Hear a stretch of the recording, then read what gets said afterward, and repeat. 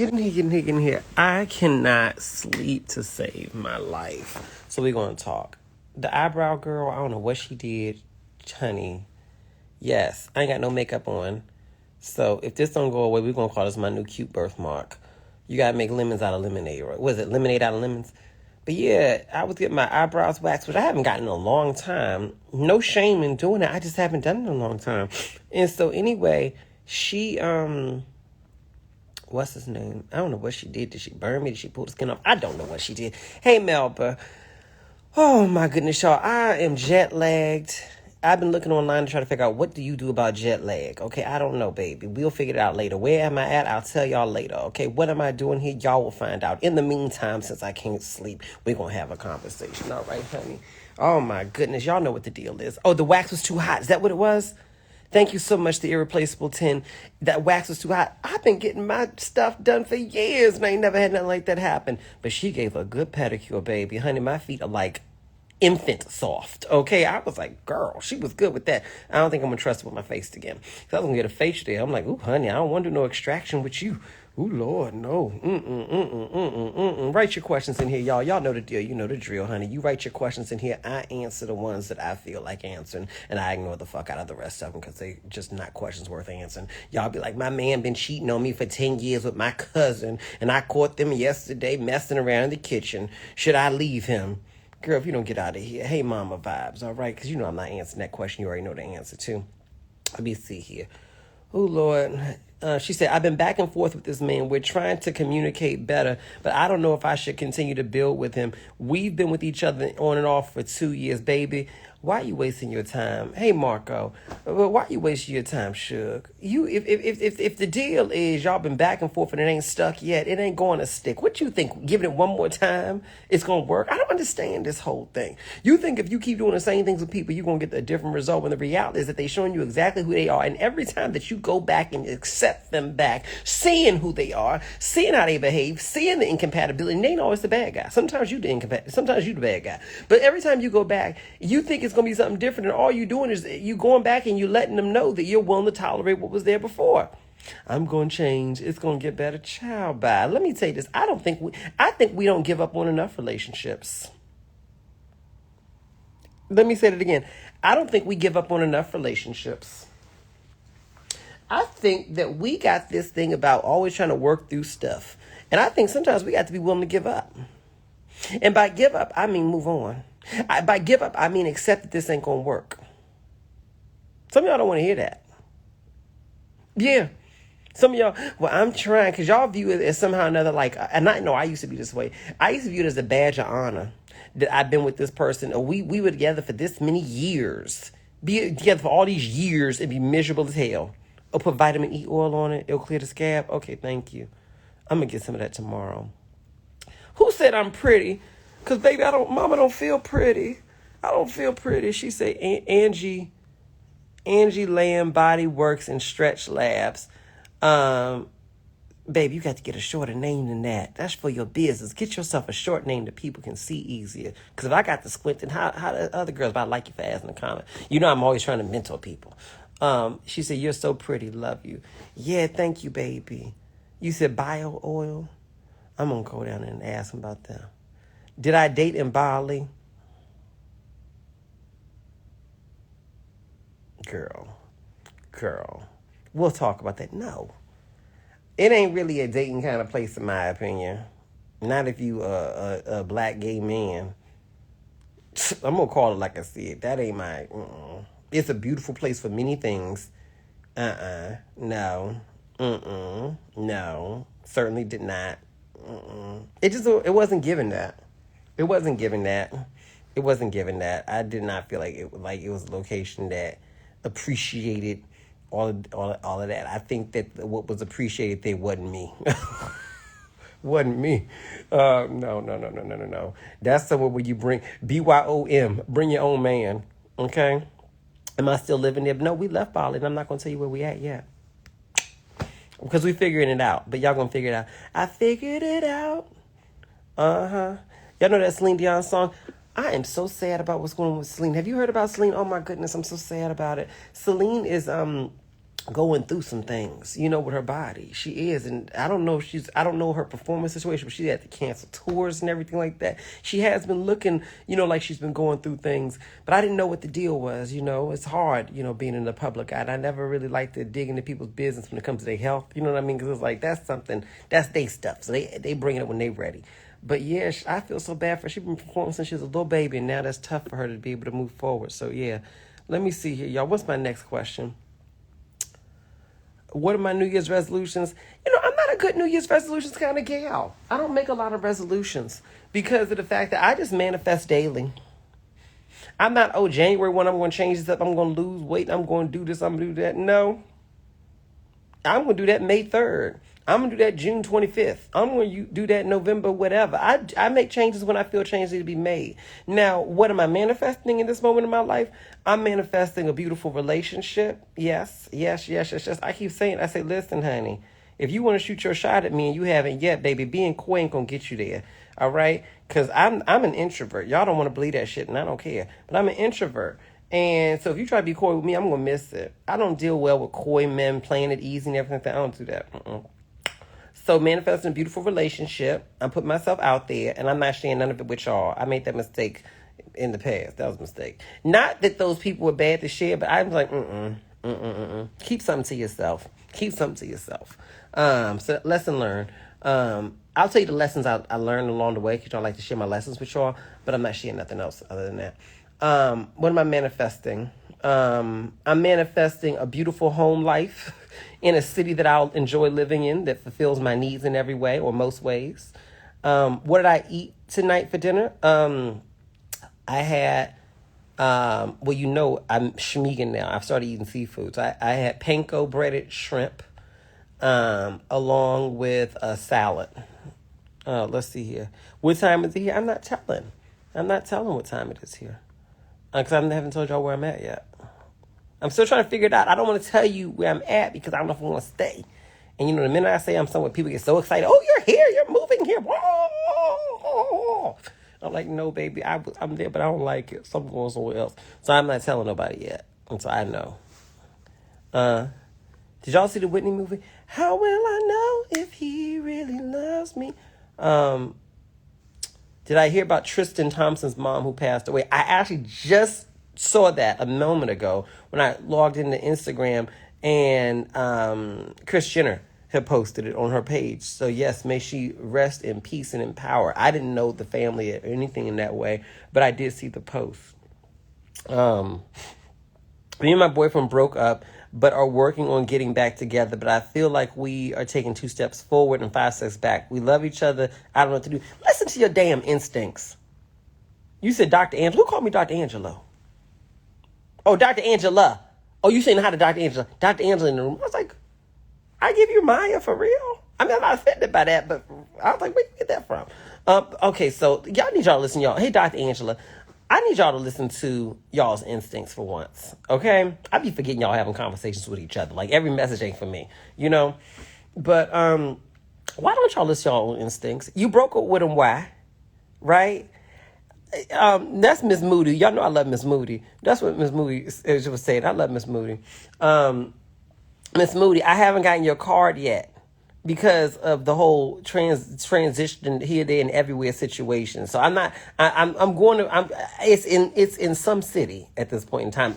Don't worry, it's not lost, but I have to have my mails handled in certain ways while I'm navigating life right now. Let me see here. But yeah, why don't y'all trust your own instincts? Why y'all break up in the first place? We gonna get back together. And he said he going to change. How he going to change? How you going to change? Because some of y'all the toxic one. Who went to therapy? Huh? Who went to therapy? Huh? What proof y'all showed that y'all didn't change? Y'all be showing a desire to change when you show proof you changed. Baby, 2023 is a year of me. Okay? If you're not operating in alignment with what works best for me, then get the fuck up out of my face. I'm working, I'm changing. No, I don't need to hear about what you changing. I need to see what you changed. I need to see the effort. I know it ain't perfect, but I need to see what you've done. All right?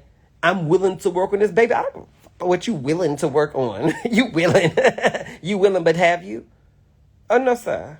I'm going to work on this. I know I'm working through my trauma. My drama is my this, that, my that, my other. Well, what therapy sessions are you going to? Because if you're not in therapy and you expecting to do this on your own, huh?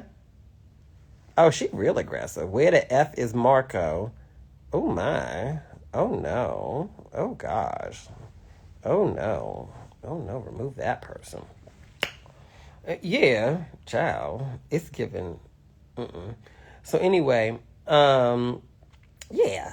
And so they had like a little angry face, like, where's girl. Anyway, what are y'all working to manifest at this point in your life? Comment below with that. But yeah,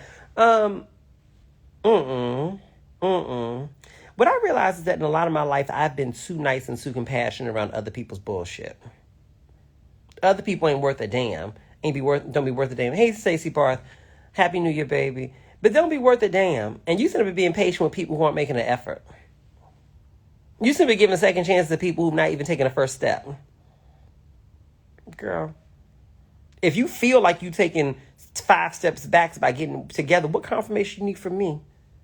Why don't y'all listen to your own instincts? Or y'all just need me to tell you what you already know so you can go do it? What's my next question? Would you ask a guy that said he got a divorce to see proof, like signed paperwork? If you don't trust his ass that much, then why are you dealing with him? Think about that. He said he got a divorce, but you're not sure. So let me see proof of it. You don't trust him. Pay attention to that. Why don't y'all pay attention to what your body is telling you about people? Your whole ass body be telling you, don't trust this person. Your whole body be telling you, I don't trust that girl. Your body be telling you everything. I don't trust what he's saying. But yet, I need to find proof. Why? To validate your instincts? And I'm not saying that you should just say, oh, well, since I don't believe you got to. Because sometimes your trauma be masking itself as instincts. Let me code it, all right? Sometimes your trauma you be traumatized and you be calling instincts. So I don't want, some of y'all ain't ready to trust your instincts. So I got to kind of balance this out a little bit. But no, if your gut is telling you something off with that, why don't you, yes, the divorce thing is important, but why don't we take a step back and focus on why you don't trust what he's telling you right now? Get to the root of, is this your instincts that are kicking in? Or is this something where you have trauma, where you don't trust him in other areas? And where did that come from? Why is this lack of trust here? Get to the root of that, because here's the thing, even if you do go validate, and you can go look at the county clerk's office, I believe is where you can go look online and find that information is not hard to find, okay? But you know what I'm saying? You can go look that up, and let's say he really is divorced. Okay, so what now? You still don't trust him. So what's the next thing? Are you going to spend your life and your time in a relationship with somebody that you don't trust, or are you going to spend your life and time in a relationship and you don't know how to trust? I didn't put nothing on my skin, boo. This is a burn from, they just clarified it to me. They clarified it. I didn't know if they pulled the skin off and burned me. Burn my mug. That's why I be letting people do shit to my face. People like, I would love to give you a complimentary facial. Baby, I don't fucking know you. I don't know you. That's like saying, I would love to make a plate for you. I'm not eating your food if I don't know you. God bless you. But I'm not doing that. I'm not doing that. But I thought this was a nice little shop. She burned it out of my face. Child. Ignore my face. I need to shave. Vibe says, it's hard, MJ, for most people because of love. Fuck love. I said it. Fuck love. They done brainwash y'all about love. Y'all be acting like love is some kind of drug. Baby, love ain't no drug. Love is just an emotional response. And just like you have a requirement to manage your anger, for example, where you don't walk down the street jumping out your car, bashing the windows of everybody who cut you off, because if you do, that's a problem, right? Just like you're supposed to control your mouth and control your emotions, why are you allowing your feelings to be fact when it comes to love? You can love anybody who hit the right spot. You know what I'm saying? You can love anybody who you spend enough time with. Some of y'all love some toxic relatives who have been the most damaging part of your life. What does love have to do with anything? Love is important. You should not be in a relationship with someone who you don't love. But I love him. I love her. That's why I have a hard time doing what's best for me. No, baby, you don't fucking love yourself. Because if you loved yourself, no amount of love for nobody else would matter. You would do what's best for you every time, even when it doesn't feel good. Y'all don't love, you just love feeling good. You don't want to feel bad. You're scared of pain. I would do it, but it's going to just call a thing a thing. You don't love, you're just scared of pain. I would do it. I would leave him, but you know, I just let him know what you really saying is I would leave him, but it's going to hurt too much. I'm not acquainted with pain because every time I'm in pain, I eat my pain away. I screw my pain away. Y'all know what I'm talking about. I go and spin my pain away. You overspin. You know, I go out and I date my pain away. You're so used to numbing yourself with behaviors that are unhealthy and non-productive that you don't have a relation with your pain. That's why you have to allow yourself to experience your pain, because once you allow yourself to experience your pain, you understand that your pain is not something that can take you out. You know what can take you out quicker? Your pleasure. Always doing things towards what feels good. Oh, honey, your pleasure will build hell on earth for you. It'll make your body look horrible. It'll make your mind and your mental health be terrible. You'll put yourself in dangerous situations, emotionally, financially, and otherwise. That's what you're talking about when you say, but I love him. No, you don't love him. You don't love him, baby. You just love pleasure. And you're afraid of pain. You're afraid of pain. You're afraid of pain. But let me tell you something, my child, my dear, my love. Once you start to allow yourself to feel your feelings rather than trying to numb your feelings, guess what's going to happen? Guess what's going to happen? You're going to realize pain ain't that bad. Oh, sometimes pain is a teacher. Oh, don't it feel good? Pain is a good teacher, ain't it? Oh, baby. Because sometimes when you sitting in your pain, honey, you know that song, I'm going to sing it for you, but I ain't going to sing it right.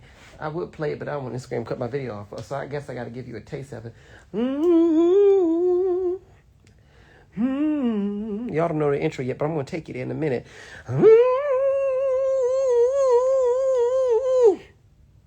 Yeah. All right, let me get into the song real fast because she do a long intro. Giving up is so hard to do. They don't pay me for my singing, but they pay me for my lessons. So listen, I'm going to give you a lesson in a minute. When you really love someone, giving up. Y'all know that song? So hard to do. I don't know the rest of the words, but listen. When I'm playing that song and I'm in pain and I listen to the Donny Hathaway version or the Jennifer Holiday version, one of the two. I think those are the only two songs, Giving Up. And I'm sitting there, honey, and I got my fake cigarette in my mouth, listening to that song, thinking about the pain I'm in, clinking my glass of water. I don't drink liquor, so I'm clinking my glass of water, my fake cigarette, listening to that song, thinking about the pain I'm in. You know, I'm a dramatic kind of girl, so in my head, I got this scene going on. Really and truly, I'm probably sitting on the couch watching YouTube sad, but whatever. All right? But this is what's going on in my head. And I'm thinking, he did that to me again. Uh-huh. Whew. She betrayed me. I'm in pain because it hurts. I'm thinking about that. You know what the powerful thing about that is? What the beautiful thing about allowing yourself to feel your pain is? When you allow yourself to feel your pain and you in your moment, you get to say to yourself, I'm really mad at this person. Because sometimes we don't realize how mad we are at that person. We don't allow ourselves to feel the depths of the pain that we really feel towards them. We say, nah, I forgave them too much. I put their needs before mine. I'm in so much pain, I don't even want to eat. And I love eating. When you allow yourself to feel the real depths of pain that this person caused in your life or that you caused in your own life by allowing yourself to tolerate what this person was doing, only when you allow yourself to feel that way do you truly get the power that you need to make an alternative choice. That's the reason why some of y'all ain't left yet. That's the reason why some of y'all putting up and tolerating all this BS. Because you ain't allowed yourself to feel the depths of pain that you need to allow yourself to feel. Because if you allow yourself to feel the depths of pain that you need to feel, then you would get the power. You need pain produces power in your life. I'm not saying to walk into it just joyfully, but I am saying allow yourself to feel the pain that you've been avoiding. Because when you allow yourself to feel the pain that you've been avoiding, what that does is it releases power within you. Sometimes you need to experience pain so that you can get the power to do the choices that you wouldn't make otherwise. Some choices you can only make when you're in pain. When sometimes improving your life, changing your life, sometimes you got to have a level of pain to do that. To leave him and not know where you're going to go next. To tell her goodbye when she was the only thing in your life that you thought you needed at one point in time. To put that extra plate down. To get your ass up and go to a gym. To spend your money differently. Sometimes you need pain so deep that you say, you know what? I don't never want to feel this way again. And you get up, you know, that kind of pain that gets you up in the middle of the night. And you say, or stop you at work. You got to leave your job for an hour. Say, I got to take an extra long lunch because I got to make some calls today. All right? But see, y'all ain't going to have that because y'all be so scared of pain. Not I. The worst thing you can do is bring some pain into my life. As honey, I turn into something else. All right? Would I date a bishop? Like a pastor? Well, for me, it's a different. You asking me, babe. You asking me as a gay man, would I date a pastor? If he's comfortable with who he is, and he ain't got to be walking down the street with a rainbow flag. You know what I'm saying? Because that's not my deal. You know, when people think about gay people being out, they be like, ooh, you know, you got to be out. You got to tell the world.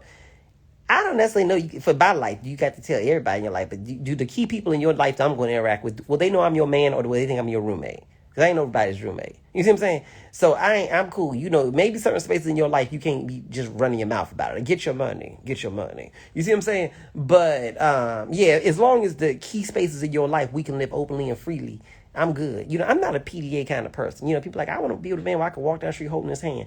Well, you know, I'm not a real hold your hand kind of person. First of all, my hand get hot. I don't like nobody hand sweating on my hand neither. You see what I'm saying? Second of all, you know, I don't know, maybe because I grew up in the hood, but you know, just the idea of walking down the street holding somebody's hand, skipping down the street, gay, straight, indifferent, I don't care. That just don't feel right to me. I don't do that. Now, when we home, you know, we can cuddle up, you know, at the dinner table, you know, you put your hand on my knee and everything like that. But I'm kind of a real classy broad in public. You know what I mean? I'm kind of classy. I holds it together. You know what I mean? So, but I did a pastor, a bishop, or whoever. Well, yeah, as long as in the key spaces in his life, he can embrace me. Cool. You see what I'm saying? Oh, honey, I dated this man years ago. Oh my God. When I was driving the car, he would always try to grab my hand. I'm just trying to drive. And he got to hold my hand the whole time. And I'm like, my hand getting hot. And I didn't even have a gear shift kind of thing. But I just wanted to hold my hand. You know, I want to, you know, when you drive and everything like that, singing with your hands. I'm like, oh God. You know what I'm saying? You say, would I date a 9-to-5 guy? Yes, I would. Working 9 to 5. Working hard to make a living. Barely getting. I'm a human jukebox, but I don't remember the lyrics to anything. Yeah, I would date a 9-to-5 guy. Like, ain't 99% of people 9-to-5s? Like, how do you exclude? I never understand people they be like, you know, I'm only going to date entrepreneurs. I'm only going to date people who are affluent or rich or whatever it may be, you know, financially independent, financially this, that, and the other. I'm like, so you just eliminated like about 98% of the dating pool. You know what I'm saying? Yes, I would date a 9-to-5 guy. Does he have his own resources and don't need a motherfucking thing from me? Okay, that's all I care about. Okay? He need to be doing good at what he doing, you know, of course, you know. But I don't care. Make time for me. You know what I'm saying? Make time for me. Because my thing is this, sometimes with dating these entrepreneurs, and I'm older than dating entrepreneurs, they be so busy because they require so much of their life that you like, I'm hustling. I'm out here hustling. Baby, I don't need a hustler. I like hustle, but I need work-life balance with hustle. Not, you know, I got to make an appointment with you just to see you. Chai, bye. I'm good. I'm great. No, I need your time. People like, you know, if you want a rich man, he gonna be a busy man. Well, I don't need a rich man in that case. You see what I'm saying? I mean, it's nice, you know, but at this stage of my life, I will say that's one of the beautiful things about doing what you have to do to support yourself financially, whatever that means for you. I'm 30, almost 38 years old. I know how to support myself. Fine, I can support myself. So why I need some man to come in? Now, hold on. Now, I like the idea of a dual income household. I don't care if you make more or less than me. We're going to share some of these bills. Now, it may not be 50-50. We need to make sure that it is fair. But, you know, ain't no way you laying up in my bed or we laying up in our bed and I'm the only one paying some bills or vice versa. You know, now, if you want to pay all the bills, I will let you do that. But, but I'm not doing that. You know, but yeah, as long as you got yours and I ain't got to support you, what I care? You know what I'm saying? Yeah, because y'all keep saying y'all want a busy man, y'all want a boss. Bosses don't have time a lot of the time. They don't have time. I'm telling you this from someone who started businesses over the years. Half the time in my life when I've been single, it wasn't because there was a lack of options. There's always somebody to date. It's because I didn't make the time. I didn't make the time. I didn't have the time. Or the idea of giving time to some man, who wanted to date me, I would feel like, damn, this man is clean. You know how I can tell y'all about how to deal with successful men because I'm successful. You know what I'm saying? Don't let the makeup and all this other stuff fool you, baby. I'm still a man. And sometimes I'll be like, with these men when I'm not in the space to want to date because I'm so busy with my work. I'm like, I done gone through all this all day. I'm working. I worked all day. Now I got a call at 9:00 at night, and you sitting up there staring at me like, when you gonna be off the phone? I'm not. Find something else to do because this is what you signed up for. Like. Even if you're in my house, go watch TV, go do something, order some food, do something. I don't know. I'm on the phone. I got to do this thing, honey. If I'm not on the phone doing business, what you want me to do? Sit there and cuddle up with you while I'm thinking about business? I pull up my phone to email somebody. You working again? Yes. Yes. And so during those periods in my life where I had to work like that, I was not interested in no kind of relationship. Because the fact is, I found that most guys that was coming at me, they wanted the experience of being with a quote unquote successful person, but they didn't want to deal with the realities of it. You see what I'm saying? Realities of it is, I'm like, this stuff take work. And during busy periods, it takes a lot of work. So, at this stage in my life, I've taken steps to create more work-life balance to create space in my life for relationships. But people always talk about they want to date a boss. I'm like, are you sure? Are you a boss? Are you mentally and financially independent? Because if not, you're going to be crying. You're going to be crying. You're going to feel forgotten. You're going to feel overlooked. If you date a boss, you got to be as busy as that boss. Real talk. If you date a boss, you got to be busy as that boss. If not, you're going to feel overlooked. You're going to feel so overlooked. I'm going to tell you that right now. Because let me tell you this. What a boss will never do is a boss will never put his or her career, goals, whatever. They will never put down the back burner for you. Listen, because they was married to that before they was married to you. So what's going to happen is they're going to you don't want to make them feel like they got to compete with that. Let me teach y'all a game. You don't need to make them feel like they're competing for space in your life. What you want to do is, let me say it different. You don't want to make it feel like they have to choose between their work and you.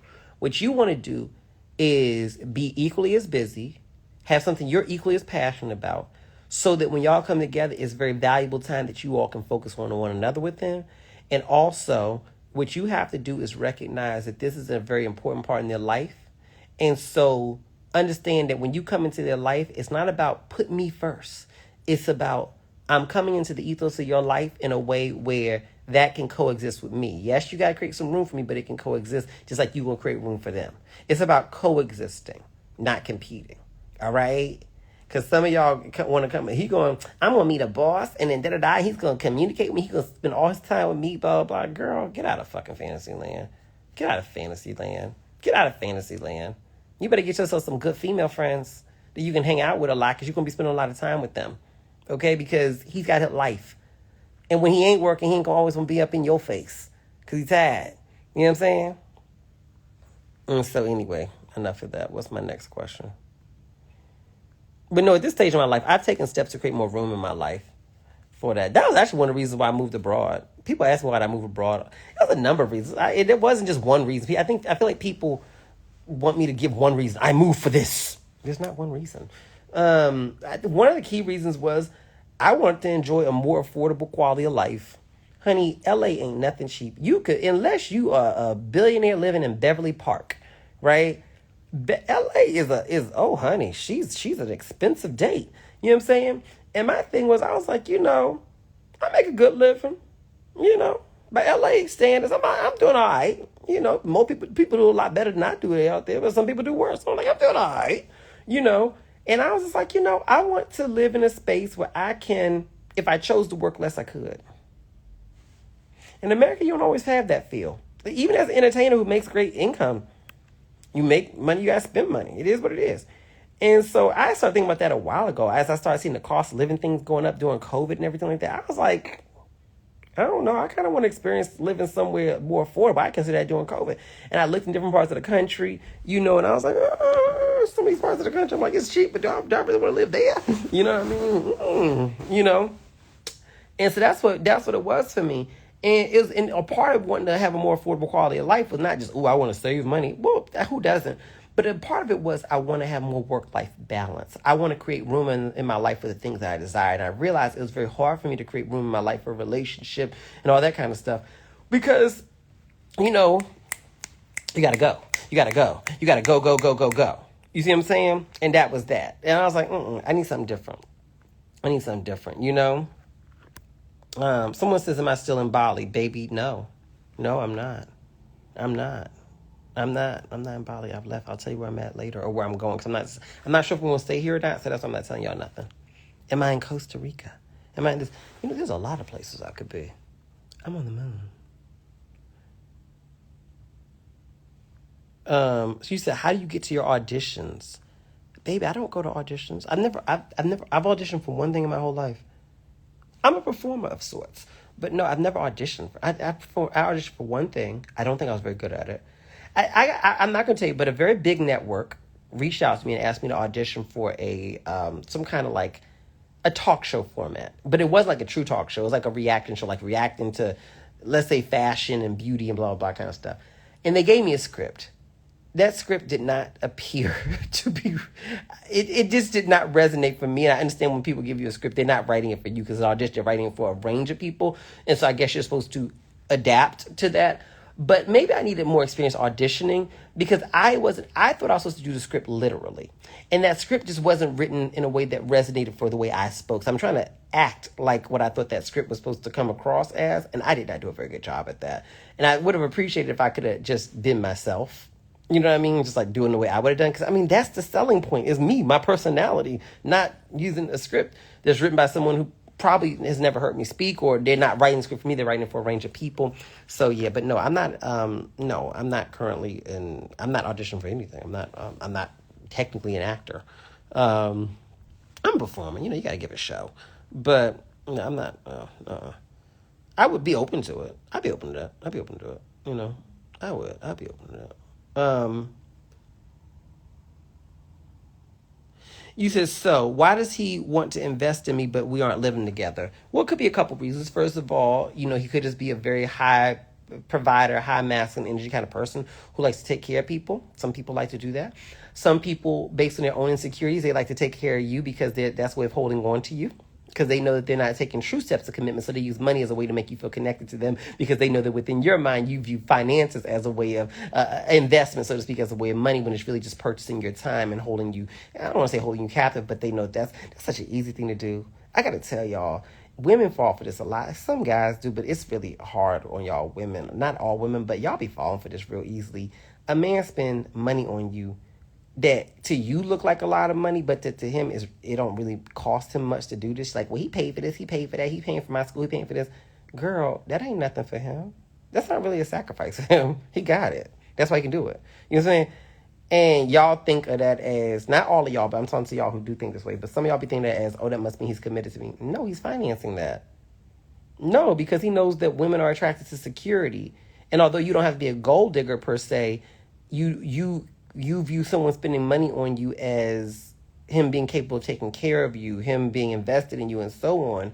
So then you willing to push other guys off and give this guy your focus, even though he don't live with you, even though he's not fully committed to you, even though he is clearly out there with other people, you willing to put your life on hold and dedicate yourself to him because he's spending money on you.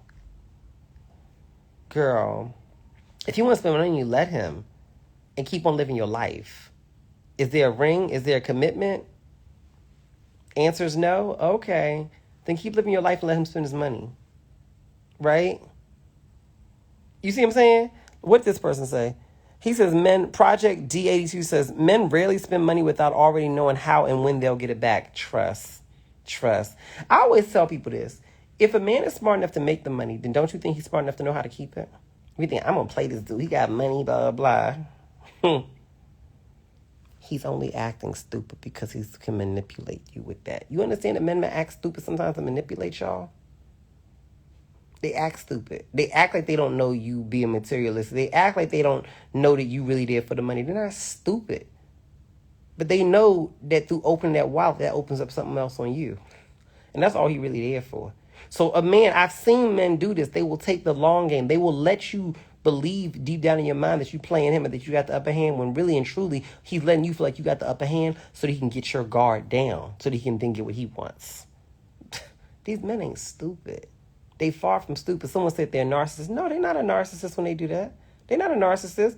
They're survivalists. They're not going to let somebody play them. Women do the same thing. Let's talk about it. Let's talk about it. Women in my feminine energy, men. Let's talk about it. Do we not play dumb sometimes so that we can let a man think that he's got the upper hand? Meanwhile, we just getting what we want out the scenario. We will play dumb. Act like we don't know really what his intentions are. Why? Because we have our own intentions of what we want. Baby, I don't want to be with you long term. I just want what I want from you. Boo. Boo. Boo. Maybe I just want some companionship at this space of time. Because you're not giving me long-term energy. Do we not? People do what they do. Okay? That's one thing about me. I trust my instincts. Okay? I ain't never been played without knowing what was coming. I just ignored it, hoping that it wouldn't hurt as much, right? Like, fine, he got something I like. I'll deal with it. And then you get caught up, right? I can own that. I got caught up. But come on now, right? Yes, I love what Butter Pecan, Puerto Rican says. She says, it's not a gender thing. It's a survival tactic. Yes. Yes. So back to your question, baby. Why is he invested in you, but he don't live with you? Which I guess it sounds like is what you want. Because he's paying for access. He's paying for access. He's paying for access. Okay, so you joyfully keep on accepting those gifts and that investment and expect nothing more than him than what he's already given you? Or you stop accepting the gifts. Hey, Kendra. Hey, Kendra. That's what you got to do. Kendra, I ain't see barely nobody when I was there. I swear to you, I really didn't. I really didn't. You know? That's it. I've had men, honey, I've had men spend it. Spend it. And I ain't have to ask for it. I ain't have to ask for nothing. Cause the men who like spending money, they're going to spend it on you. They're going to spend it on anybody. They're going to spend it on anybody. You ain't got to ask for it. Okay? When you start having to ask for it, it is what it is. Ain't nothing wrong with that. But I'm saying men who really spend it, they ain't, please. They're going to spend it because they want to. They offering what you need. What you need. Every man who's ever spent money on me, what you need. What you need. What you need. Oh, I see you working there. Can I help you with that? What you need. You see what I'm saying with that? They all do that. Not all, but the guys who spend like that. And was I feeling like, oh, you spending money on me and I owe you something? No, you offer me something. It's like me going out and buying him or whatever. I'm not buying this with the expectation that he owe me something. I'm buying it out the kindness of my heart if I do that. Right? So in my mind, when a man gives me something, I don't know what his intention is. I can assume maybe his intention is that he think he buying my time, that he think that he's gaining my, getting access to me in an intimate way. No, you can spend every penny you got on me, and I guarantee you that don't mean that I'm giving you that. You know what I'm saying? Because you're gonna do what you do now. At this age of my life, I know I don't want to deal with that kind of energy in my life. When I was a younger one, I was cool. But I don't want to deal with that. Because I don't like that hanging over my head. If he's spending money, and then he expecting something. Because, you don't want to deal with those kind of men. Because some of them don't know how to handle when you don't want to give that to them. You see what I'm saying? But my point is this. At this stage of my life, I can tell you from experience, baby. Okay? From experience. Experience. Okay? Don't mistake somebody spending money on you for them wanting you. Don't think that just because it was a lot of money to you that it's a lot of money to them. Thank you so much for the badge, Kendra. I appreciate you. And everybody who's buying badges too. Don't mistake that. A lot to you is a little to them. Period. You see what I'm saying? You don't know his bank balance. Okay? You don't even know if he really spent real cash. If he spent real cash, he could be running that stuff up on credit, honey. Putting himself in debt just to prove a point. People do that kind of stuff. All right. What's my next question? I'm 18 and my son's father was abusive during our relationship. Do you think it's safe to go back? No. No. Listen to me. I'm going to talk to you like you one of my kids. No. You are 18. The gift that man gave you is your son. Focus on your son. If you go back to that man, understand this. If he's not gone through deep therapy and given a lot of time to proving that he's changed, because listen to me when I tell you this. The stakes are higher when you have children. And if you go back, I know people who went back to abusive men, go back to abusive men. And when you left him, it was because he slapped you and pushed you. Now you're going back. I know somebody when she went back to him a couple months in, he hit her with a chair, shooting at him and everything like that. Do not go back ever. I don't care if he cries. I don't care if he said he went to church. I don't care what he said. The trauma and drama in him that allowed him to be a toxic part of your life in the first place, to be beaten on you, is a part of him, period. And my thing is the stakes are higher. Because if you go back now, your child will see. I don't care if they still a child or whatever, they see this. And I want you to ask yourself, do you want your child to grow up into a young man who allows himself to be hit by people? Or do you want him to grow up into a young man who is doing the hitting? Because that's what's going to happen if he gets exposed to it.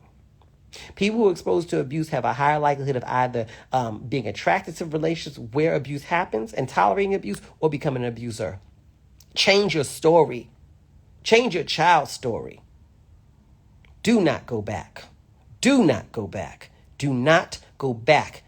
When he decided to be abusive to you, he ended the relationship with you. He let you know, I'm not ready for you. He released you to be with someone who actually deserves you. Young lady, I'm going to talk to you like you one of mine. Not, oh, well, go with your spirit. Fuck that. Do not go back. It's not about you. It's about your child. And even if you don't love yourself enough to stay away from it, love your child enough to not expose your child to that. Read what these women are here telling you. I've been through it, baby. Don't go back. Let me see here. How do you find your voice when dealing with a headstrong man? Well, there are two different types of headstrong men. There are headstrong men who just simply need to be dealt with in a certain kind of way, if you know what I mean. And then there are headstrong men who are too dumb to change. They just dumb. Some people, you call them headstrong, no, they're stupid. They don't want to hear no other opinions. They just low vibration, low intelligence energy. They don't want to hear nothing else. They don't want to do nothing different. They just, I'm not listening. My way or the highway. That's an idiot. Because only someone who's got to be, you got to be dumber than a bag of bricks to not change. To see that your stupidity is costing you your relationships, your happiness, your well-being. Right? Because when you headstrong, clearly, I don't know anybody who's headstrong who's in relationships with people who are happy. If you headstrong, the people you're in a relationship with are not happy. So how can you sit there being headstrong and stubborn and difficult and watch the people who you're in a relationship with be miserable? Because they're miserable dealing with that shit. Let's just call a thing a thing. All right? And you say you're dumb and selfish. So because how can you watch them go through being miserable dealing with your inability or lack of willingness to change and you stay the same? Because my thing is, when you're in a relationship with anybody who's unhappy with your behavior, eventually they're going to leave or distance themselves from you. So you got to be real stupid to keep doing the same things knowing you're going to lose this relationship. You got to be real stupid. Okay? All right? So let's assume that the person you're talking about ain't just stupid, because some people are too stupid to change. You got to understand that. That's why I say you can't wait on everybody. They're just too stupid to change. Everybody can change. Not everybody. No. Some people don't have the tools to change. Some people are just stupid. You see what I'm saying? So let's say that this person is capable of changing. All right? They may have been doing certain things a certain way. Maybe they're very headstrong or very stubborn because that's just how they've been throughout their life, because there's their trauma response. Okay, cool. But they have the capability of changing. Okay? You're going to have to change too. This is a part of relationships that people don't want to hear. You can't show up for a relationship with somebody and expect that they're going to change every part of them, but you're not going to have to change some parts of yourself.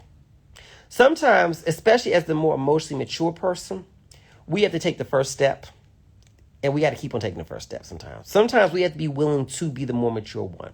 So when you're dealing with a headstrong, masculine energy partner, first of all, stop arguing. Stop arguing. You will get nowhere with them. People who are not very emotionally intelligent view arguing as a reason to lock down harder. Right? A more emotionally intelligent person sees confrontation as, okay, this is something. How do we get to a solution? How do we work through this? Because we're both really passionate about this. So how do we work through this? not a person who has low emotional intelligence. People who you think of as headstrong usually have very low emotional intelligence, or they don't have a lot of emotional tools for knowing how to deal with things. So they lock down in their mindset around this. Not because they really feel strong about it, but because they don't have the emotional intelligence to understand that you can compromise and do things different, or you can talk things out. And that doesn't mean that you're devaluing your perspective. It means that you're inviting in another perspective, because ultimately happiness is built on two people getting their needs met, not just you getting your needs met. So with that understood, you're dealing with usually a lower emotional intelligence person, right? So you don't want to argue with them. You don't want to go back and forth and be combative with them. What you want to do, first of all, is you need to decide for yourself, how are you going to show up for this conversation? Not how do you want them to change, but how are you going to show up? I'm going to show up calm. I'm going to respond rather than react. I'm going to be in control of me. Listen to me. This is how you deal with a headstrong person. So when you're about to deal with them, let's say you're about to confront them about something. If you're not in a calm space, do not talk to them at that point in time. Because when they get triggered and locked down, then you're going to get triggered. So come calmly. All right? When you go to them, set the stage. I'm really big on setting the stage. And so when you go to sit down with them, first of all, make sure it's calm. How you doing, baby? You doing good? Okay. I want to talk to you about something. I'm going to tell you in advance that this is a topic that it may be a little bit uncomfortable, a little bit for both of us to talk about. But I really want to come out of this conversation understanding your perspective. Focus on them first. I want to understand your perspective, and I really want you to understand mine, because what I know is that we both desire to make each other happy and to feel good. All right? So I just want to share that with you in advance. So let me ask you this right now. Are you in a space right now to have a conversation, to have this conversation? Or would you want me to come back later? You focus on something else? Okay, great. I'm setting the stage. And I'm kind of giving them a primer of, it's my way of saying, hey, use your best tools. Hey, listen when I talk. Hey, don't be defensive. Because you have to understand, if they're headstrong and stubborn, they're more than likely they've been doing this for a long time, and they don't have a habit of showing up differently. So you got to prime them a little bit. It's not a bad thing. You're just priming them. You're giving them a warning so they can get themselves together. It's kind of unfair for you to know that they struggle with this, and then you just show up and bombard them with something, and they're like, I don't know what to do. You know what I'm saying? And then they become defensive and do what they do. And you're like, see, you're not changing. Well, sometimes you got to give them a little bit of help. That doesn't make them a bad person. You just give them a little help. You see what I'm saying? And so, listen. So then, okay, baby, so can we talk? Okay, all right. So, and as you're talking to them, sit close to them. You don't have to be touchy, but sit close enough to them where it feels like a loving conversation. Look at your body language. Are your arms crossed? Uncross your arms. Remember, just because they're headstrong doesn't mean they're a bad person. Just simply means that they don't have the tools that you have. Okay? And so you talk to them. And what you want to first do is empathize with them. Okay? So, babe, yesterday when you said XYZ, I just was curious. What was your intention, or what was the reason when you said that? Don't say why. Why makes people feel triggered for some reason. Say what. What was the reason you said that? I just was curious.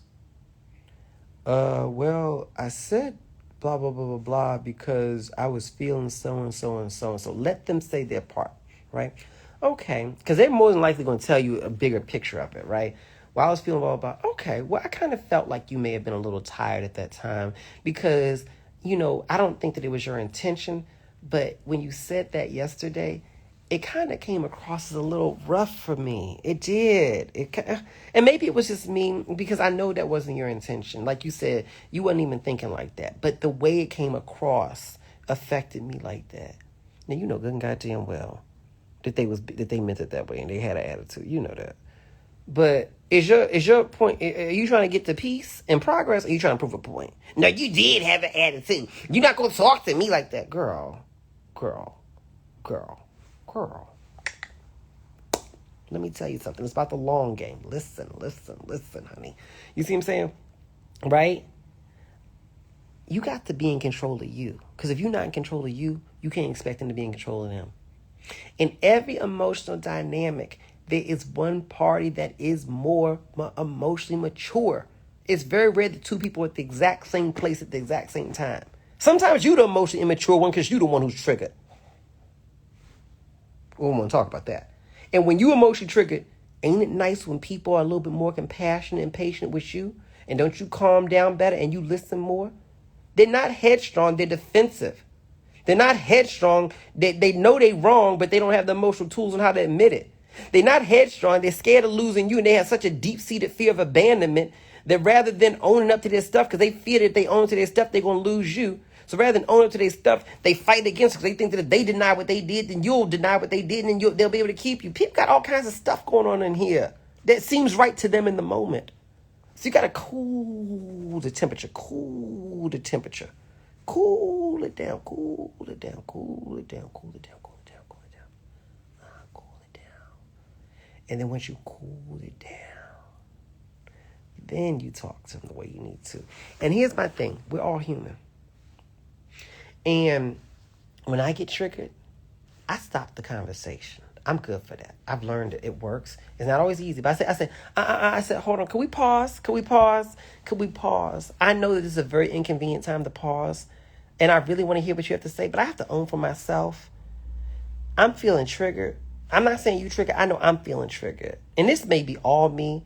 But the way I feel like this conversation is going right now, it's really hard for me to show up for it in a way that's going to be able to honor you by hearing you out fully. Okay, so could we maybe change the tone of this conversation? I feel like maybe I need to lower my tone and maybe use my words differently. Is that something that you feel would benefit us as well from your side? Because I feel like, I know we both want to have peace in this and we both want to come out, but I feel like it's hard for me to do that based on how this conversation is at least feeling for me. It may not feel that way for you, but it feels that way for me. So I want to hear you, but is it possible we can maybe change the tone of this? You know?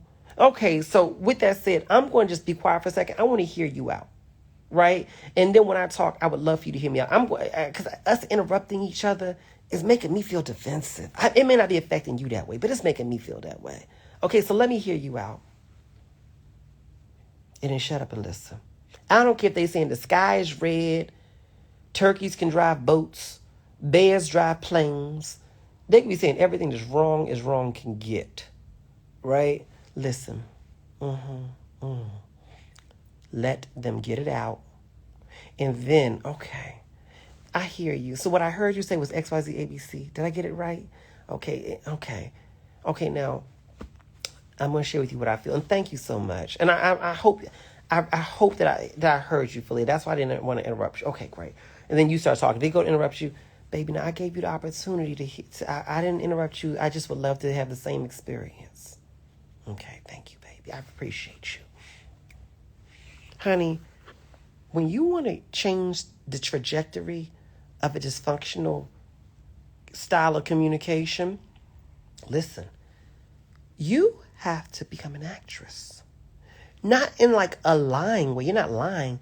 But you have to become an emotional actress because you're going to have to act more emotionally mature than you might be.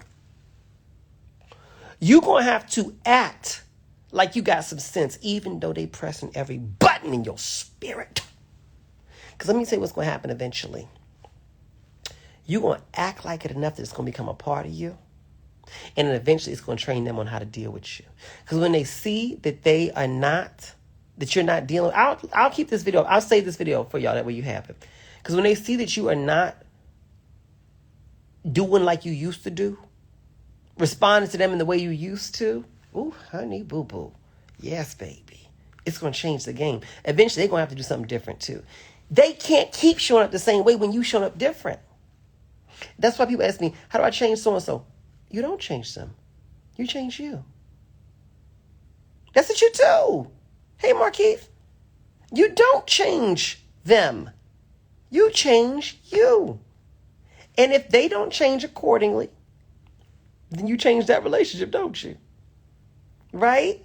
I'm going to save this, y'all. I've told you I'm going to save this. You know, you don't... No, sir. No, sir. No, sir. No, sir. No, sir. You can find this on my YouTube also. I'll put it on there. That's how we do. People say, I'm not a good actress. Okay.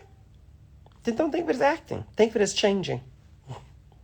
Are you capable of changing? Because changing requires you to do some things you don't feel like doing. You act calm when you want to go off. You act like you have some self-control when you really don't want to have none. Okay? Sometimes it feels good to go off, doesn't it? But at a certain point in time, emotional maturity is when we choose to act different than we've been acting before. Ain't that emotional maturity? Not, I'm just going, they better change because if they don't change, I ain't changing. I'm going to keep doing what I've been doing. Okay. So you ready for a divorce, huh? You ready for a breakup? You ready to have a horrible relationship with your children? You like that, huh? Oh, you like this dysfunction. Well, maybe you're the dysfunctional one then. You ever considered that? Yeah. They do their stuff too. But you participate because it takes two to tango. Yeah. You can't have a toxic person without a toxic receptor. So yeah, which one are you? It depends on the day, right? Yeah. So they should do all the changing and you should do nothing different. And if they don't change, then they're the bad guy and they're wrong. Oh, because they triggered you. Oh my gosh. Why are you so easily triggered by emotionally unavailable people? Why are you so easily triggered by toxicity? Why are you so easily triggered by emotional immaturity? You don't think you should work on that part of yourself? Because if that wound is so exposed that they can just touch it so easily, maybe you need to work on you too. It's not just them. Yeah, they touch things that are there. If you worked on it, maybe it wouldn't be so raw. If you learn some self-control, I'm sorry, didn't mean to tell you. If you learn some self-control and responded rather than reacted, I know, I'm sorry. Maybe if you did that, yeah, I know. Maybe if you did that, it would set the stage for you to be in control of you, and then you could be the template for them on how to perform. Parents. Can your kids be a jerk sometimes? Yes. Can your kids do dumb shit? Yes. Can your kids trigger you? Yes. They're your kids. They don't have the tools you have.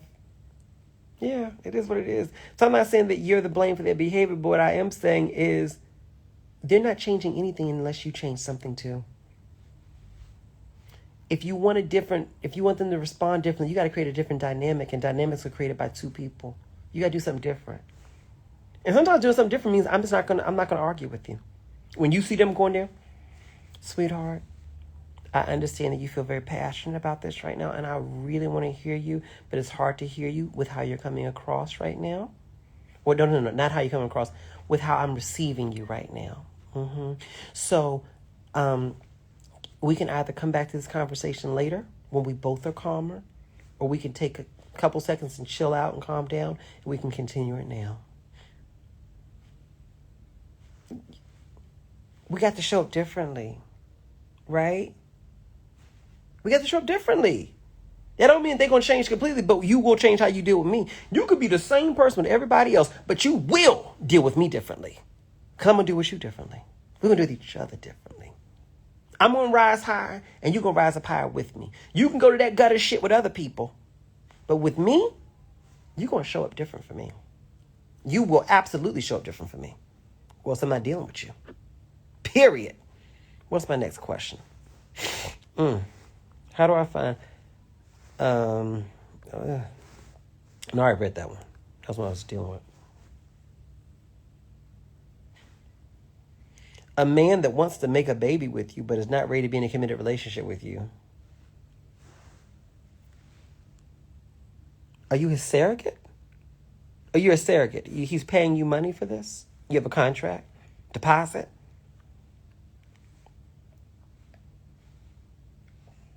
Girl. Y'all don't understand, these men got abandonment issues too. They put money in your pockets and babies in your bellies as a way to holding on to you.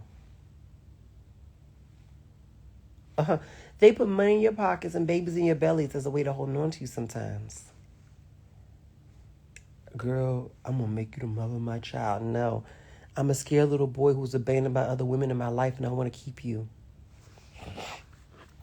Don't go to bed with him. Don't go to bed with him. Don't be intimate with him. Be done with him. That's some toxic mess if I ain't never heard none. And if you feel attracted to that, then you need to work on the part of yourself that makes you feel attracted to that. Let me see here. I'm looking for my next question.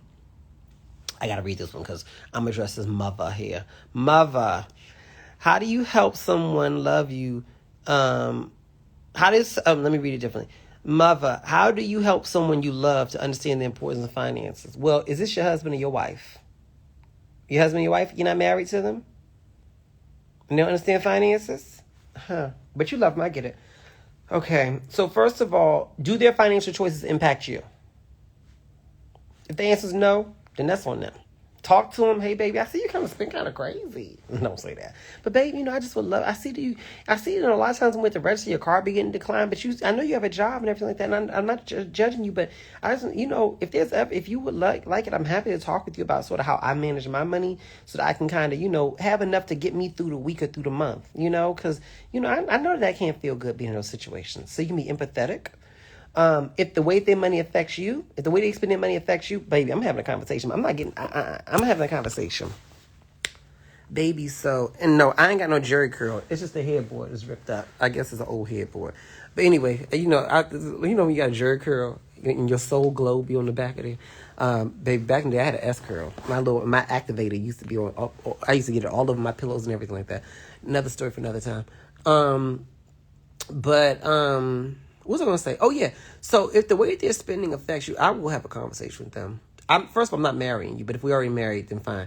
I'm going to answer this question next. Why do men lie just because? They don't lie just because. I'm going to come back to that. Remind me of that. If I ask y'all what question was I asked him earlier, then write that in here. Don't write it in now. Right? If I ask you, if I forget. So anyway, I'm going to talk to him. Baby, I want to talk with you about a topic that I know may be a sensitive and uncomfortable topic to talk about, but my fear is that if we don't talk about it, it's going to be very uncomfortable for both of us anyway. It's money. I'm concerned. I'm concerned about some of the things I've observed with how you spend, and I want to let you know I'm not judging. I just want to understand a little bit more about your approach. Listen, this is a very good way to do it. You're positioning them to explain to you how they do things rather than you telling them what's flawed about how they do it. Listen, you're positioning them to explain to you how they do things rather than you telling them why what they're doing is flawed. It has a reason for doing this. Listen. So, babe, I just wanted to understand a little bit more because I think maybe I'm concerned just because I don't understand. When it comes to managing your credit cards, how do you manage them? Because I feel like I see the notices coming in, and I see them on the table, and a lot of them seem to be past due. So just how do you manage them? What's your approach? What's your system? They're going to explain it, and it's going to sound crazy, or they're going to admit that it ain't got no system and that they need some help. When you position people to explain, could you explain to me just sort of what your approach is? Not why do you, what your approach is. It positions them to say it out loud, and then they're going to automatically indict themselves yeah, I really don't know what I'm doing.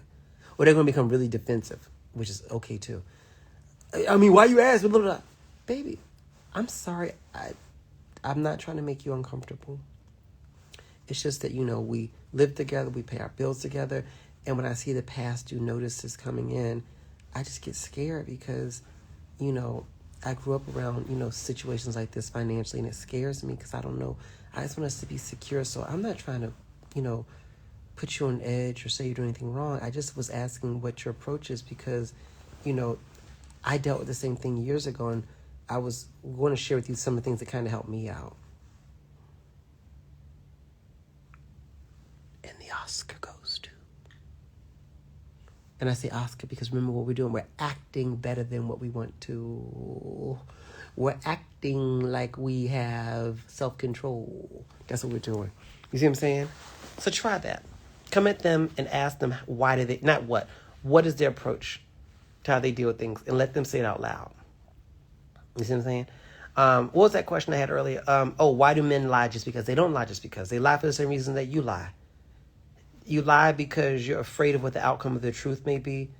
You lie because you lack the emotional maturity to understand that it's okay to disappoint people. That's a big reason why people lie. They don't want to disappoint people. They're not waking up out of bed saying, who can I lie to? People who lie a lot usually are very emotionally immature, and they lack the understanding that it's okay to disappoint people. Specifically people who lie in relationships, like intimate relationships. You know? I'm not talking about like you're going down the street, you're trying to buy something, you're trying to negotiate it, and you're like, well, they sit down the street, I could get it $5 cheaper. But that's a lie, but that's just negotiation, right? You know? I'm talking about in intimate relationships, right? Who's there beside me? Nobody. Mind your business. Do you think there'd be somebody beside me for an hour and they ain't said nothing? Yeah, because that's happened before. Honey, all these years I've been on camera. Hey, Tegan Rose. Honey, my booty ain't set high since I've been with you. Tegan's my trainer, honey, from L.A. Honey, the way he had this body sitting up high, my girls was up to my chin. This is me. This is my girls. It was up to my chin. Honey, okay? My booty was up to my shoulder blades. This is me. Oh, honey, I ain't had that kind of body since I've been with you, honey. You're going to have to give these trainers a tutorial on how to make mother look good. Because you knew what you was doing, honey. But, honey, I used to get so mad at Tegan. Tegan show up at the house. I be working. I don't feel like working out, honey. I used to be such a mess. First of all, because we had an hour schedule. I ain't doing no Tegan Rose workout for no hour. I ain't trying to die. Okay? Listen. So I come out like 27 minutes into the session. Like, you got 33 minutes. Make it work. I used to be so mad at him because he would make that hour of a workout. Hey, Manly. I love Manly. Boss and CEO. I ain't do it right. But no, I love Boss CEO. When I see Boss CEO, I stop because I have to see Boss CEO. But no, so Tegan would squeeze the intensity of an hour workout into the 30 minutes. I'm like, I only have 20 minutes. That's cool. Honey would have me running up and down that damn hill. And I'm like trying to stop. Oh, no, it's fine. And you know what T can do? T can get me to gossiping. Because he know, honey, a girl loves the tea and a girl loves the shade of tea. So we just be talking, just shooting shit. And that's what get me going through my workout. I'm like, well, you heard about so-and-so, right? He be like, no, for real. Do one more push-up. Oh, yeah, I'm doing my push-up. Well, see, what happened was, and can you believe... So, you get my mouth running, honey. And I don't be paying attention to the fact I'm about to die. You see? But no, that was, honey, Tegan got me together, honey. Got me together like no other.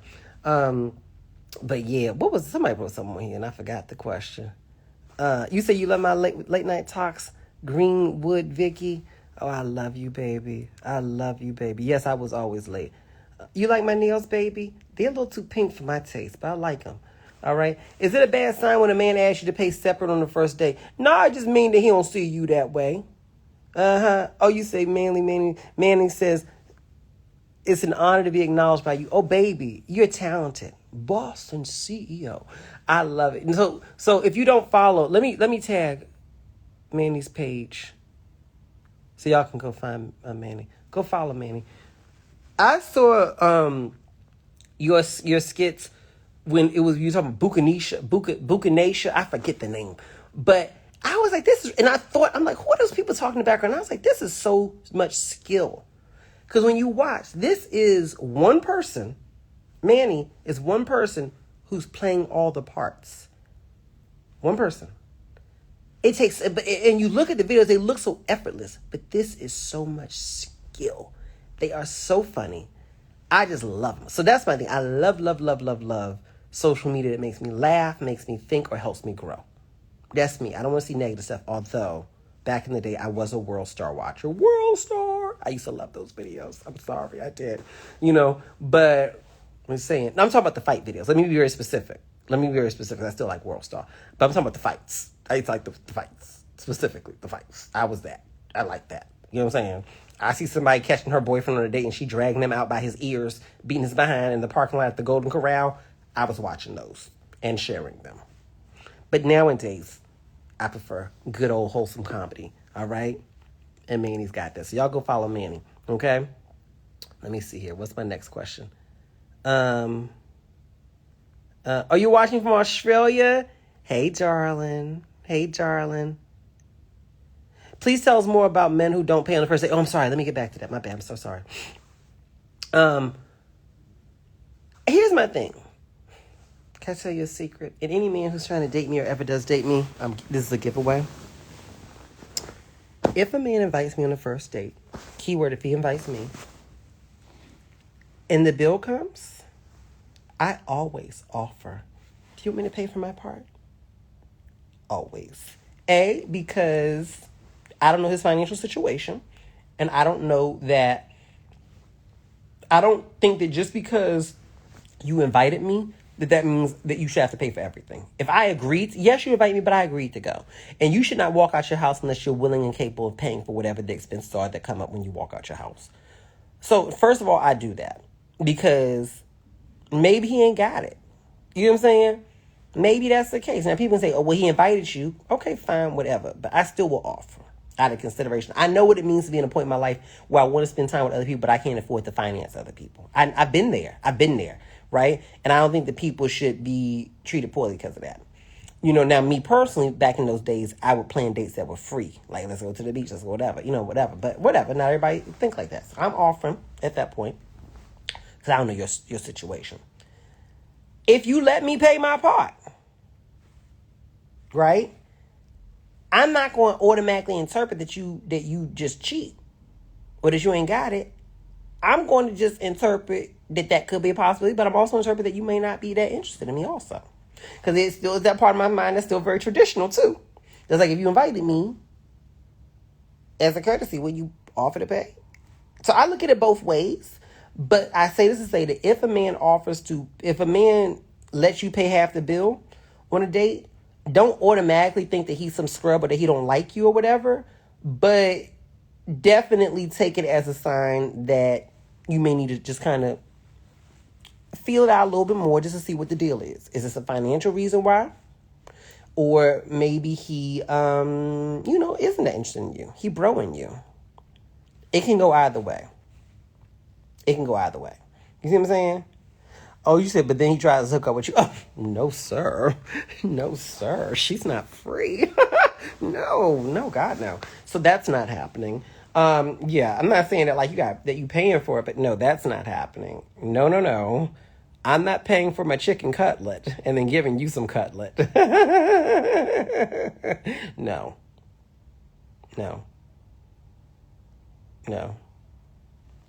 Sorry. Nope. Well, first of all, I'm not a big person for the idea of messing around the first date. I did that back in the day, but not nowadays. Because what if you find out they crazy and you don't want to deal with them? Now you got somebody all sprung on you. Hey, Presley. You know what I'm saying? That's why I'm like, it ain't even about playing hard to get. It's just about, sometimes you got to go slow with these people because you don't know what's going to happen in their head when they get some of that. Some people can't handle that. They can't handle that. And they be going crazy. Y'all know what I'm talking about, all right? I'm not bragging because some of y'all be knowing what y'all doing. You know what I'm saying? And so my thing is they be getting all attached. It ain't nothing worse than trying to let somebody down who too attached. And they attached because you done threw that thing on them too soon. And if you watch with your kids, that thing I'm talking about is you put too much love into them. You just want to be slow with how you show your love to people. Okay. All right. You see what I'm saying? So, yeah, I would chill out on that. Yeah. Let me see here. Or another suggestion is this. If it's a first date, nah. I was going to say try to go someplace that is cheap. I don't like coffee dates. We can maybe go get some coffee. I don't like coffee like that. Coffee is something I drink in the morning just to break the sleep away. I don't feel like going to drink no coffee.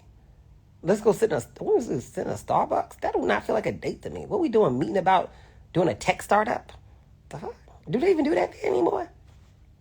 The fuck? Go sit at a coffee. I don't want no coffee. I don't want no coffee. I want a burrito. We can't go get a burrito. Somebody asked me that, but back in Bali, like, we can go have some coffee. I was like, well, it's gonna be around noon, and I don't know if you're gonna be hungry, but I am. So you think we could maybe go someplace where they got, some pasta? I had to taste some pasta. I'm very direct. I had to taste pasta. You don't want no pasta? I know it's a great pasta place. You want to go there? It's on the beach. It's nice. It is. Look it up. It's cool. Yeah, I'm gonna get some pasta. I don't want no coffee. The hell? I feel like people be offering coffee dates because it's a low commitment thing. You know what I mean? It's like a way of not saying let's go to dinner. We can still go to dinner. We can go to dinner. I'm cool with that. I like dinners. I like lunches. I like breakfasts. Actually, I don't like breakfast. I don't want to get up that early. You see what I'm saying? I don't need that, let's go for... No, sir. So no coffee dates for me. What's I going to say about this whole paying situation? I don't know. For me, I've not experienced that a whole lot. A whole lot. These guys who trying to split bills like that. Most guys I've ever been out with will offer to pay. And then what will happen is because normally you go out with somebody, you start one place, you go to the next place. And when the bill comes or whatever, if they grab the bill first, here's something that I've learned to do. This is what I was going to show you earlier. If they grab the bill first, right, because that means they're obviously offering to pay. Rather than asking, do they want you to pay half? What I'll say is, well, I know we're going to so-and-so next. Let me get that. If you really want to kind of balance it out, or don't say nothing. You know what I mean? Just go poker face on them. They go for the bill. See, are you going to pay? Okay, cool. If he be like, you want to get half of this? Oh, yeah, sure, baby. Here. Don't give nothing to it. Don't even end the day early. Still have a good night. You out? You got your cute dress on, your cute perfume on? Still do it. But go home alone. Or I love what Diane Muse said. I love me some Diane Muse. She says, or offer to pay the tip. They pay the bill. Oh, baby, no, let me get the tip. You be like, no, I got it. Now when he say he got it, shut the fuck up and let him have it. Okay? Y'all be emasculating these men by not letting them spend money on you sometimes. They want to do that. He planned this date. He got the money. He know how much he's planning to spend tonight. Let him spend it. That don't mean he buying you. That don't mean he buying your time. You letting this man do that for you. That's the flip side, y'all. Some of y'all don't be letting these men spend money on you. I'm not saying let him go buy you a Porsche. Although you should, if he wants to. I mean, why not? But I'm just saying, let him spend that money on you. They get honored by doing that. Tina Thompson, 2009, says, my first live. You're so happy. Well, hi, darling. It's your first live and you got called out. Hi, my dear. Let him spend that money on you. I don't know. Maybe I should teach y'all a thing or two. Y'all want me to teach y'all about giving energy that invites men to take care of you? And by taking care of you, that doesn't mean that they're taking care of your bills, but allows them that activates their provider energy in you. Because me personally in my life, y'all be telling me stuff about these men who I'm like, where y'all find these shitty men at? Who don't want to pay the bill? I maybe met one or two of them in my life. King's busy. He said, teach them. Y'all want me to teach y'all? Because I feel like some of y'all need this. And you getting old and your stuff's starting to sag. Let me teach y'all while your stuff is still high and dry. Right? First of all, do you present yourself in a way that already communicates that you got it? Sometimes these men who ask you to pay half the bill, it's not because they don't got it. It's because you look like you ain't got it. And so they're trying to communicate that you can't depend on them, that you're not going to be the one, that they're not going to be your ATM. Men spend money on you when they believe that you don't need them to spend the money on you. Dress cute, girl. It ain't got to be expensive. It ain't got to be designer. Something that's cute, fit to your body, nice and pressed, beautiful, bold colors, hair done, nails done, face right. A little bit of foundation and contouring goes a long way. Your hair ain't right, buy a wig. I don't know. Wear some shapewear. You see what I'm saying? But anyway, you need to look like you got it already. You know what I'm saying? You said my nails are fabulous. Thank you, baby. All right? My nails are always done. All right? Head to motherfucking toe. I'm always together. My nails is done. My feet are done. Everything's always done. I'm not stepping out looking crazy. Okay? Period. All right? So first of all, you invite masculine provider energy to provide when you look like you don't need provision. You don't need them to provide for you. You know what I'm saying? That's number one. Right? You said some of these men need training. No, baby. If they need to be trained, then they're not the men for you. I'm talking about how you can attract the kind of man that you want. If they're not trained for you, then they're not the kind of man you want. We're not trying to train these men. We're attracting the ones that are already built the way we want them. All right? So that's number one. All right? Number two, all right, you communicate, let me say it in reverse. You communicate your expectation of how you desire to be treated from how you deal with him from jump. I had to pop on this one because it's a good one. If you're doing all this first, if you're doing all the texting, you communicating first, you're putting all the energy into him. You're the one doing all that even when you first met. You're doing all that before even a date happened. When we gonna go out, when we doing this, you give him masculine energy. And he's going to subconsciously respond in kind. Because masculine energy does not invite him to be masculine. So my point is, let him bring up the date. That's one of the easiest ways. Let him invite you out. And if he didn't invite you out, then wait until he does. All right? Let him invite you out. Right? When you go to the place or whatever, do not get there before him. If he say that y'all meeting there at 7, find a way to be there at 7:15. Sit in your damn car. You don't walk in until he has texted you to say, I've arrived.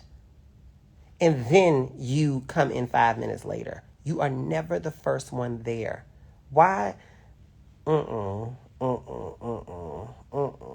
They just don't communicate the right thing. Now, don't be a half hour late. You got a 15-minute window. Unless it's like something y'all got to be there on time for. Right? Always be a little late. Why? Because he needs to see he needs to see you. And it's something beautiful about when you coming in smelling amazing. And you walking in, sashaying across the room, and he gets to see that beautiful silhouette of your frame. That's why I say wear your shapewear, right? He gets to see the beautiful silhouette, and you coming beautiful, not rushed. Do not rush coming in. The hell? You come in, what you do is you first come in the room, stop, look around the room. Even if you already saw him, look around the room to see where he's at. So he can see you fully, and he can also see the room responding to you. And you find him, and you go over to him. Beautiful, and you smell, and you hug him. He can smell how beautiful you smell. How are you? I'm so sorry I'm late. I'm so happy to see you today. Oh, my goodness. Oh, my God, you got such a beautiful table. You hear my language? You got us. You got such a beautiful table. Thank you. They love this.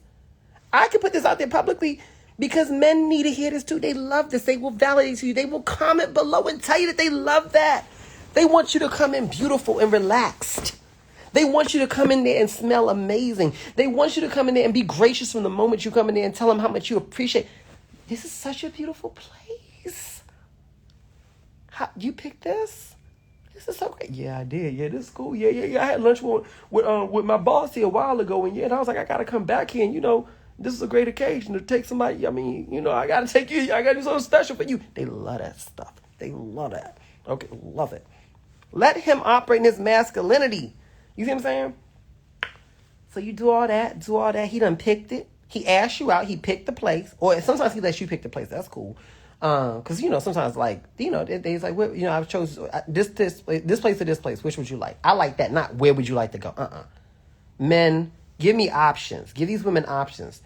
I was thinking this place or this place. Which would you prefer? So at least narrow it down. Don't be like where you want to go. That's not cute. I know you thinking that's some like flexes of where you want to go. You tell me. It makes us think you're not giving effort, and I know that's not your intention, baby. But it makes us think that. So don't do that. So anyway. You do that. And if you do just these simple steps, I guarantee you, my